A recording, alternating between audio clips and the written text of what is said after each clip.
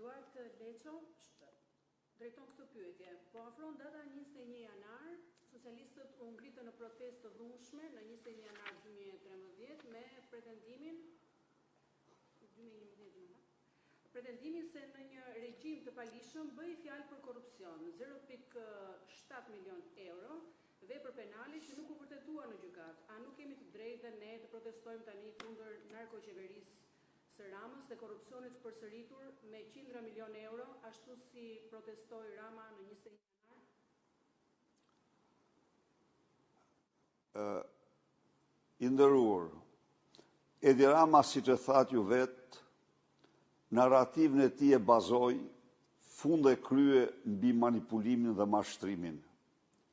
Ai mori një video të regjistruar nga i tashmë i ndjeri Dritan Prifti, tek bisedonte me ish zëvendës kryeministin Ilir Meta, ku ky fundit i thoshte se kompania e Ymer Toles i shkruan atij se dëmi i krijuar nga mosbatimi i vendimit të gjykatës nga ministri Prifti për normmarrjen e tij, dëmi i mosbatimit të vendimit për normmarrjen e tij, vendim gjykate, është 700.000 euro.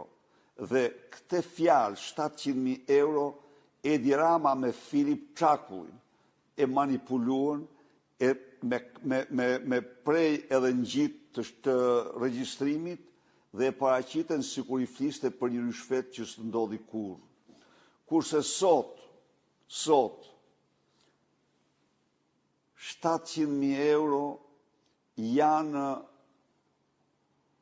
janë mira herë më shumë të vjedhura, të dokumentuara, me dokumenta zyrtare, me firma, me vula nga Edi Rama, ministrat e tij, familjarët e tij.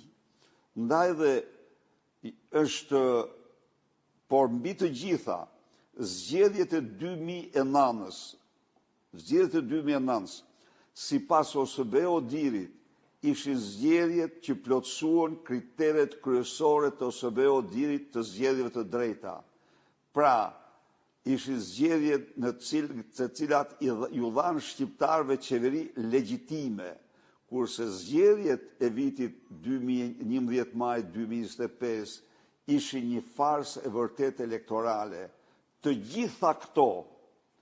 gjitha këto përbëjnë motive ligjore kombëtare dhe ndërkombëtare që opozita shqiptare të mobilizohet me gjithë forcën për rrëzimin dhe largimin e këtij pushteti, krijimin e një qeverie teknike dhe zhvillimin e zgjedhjeve të reja.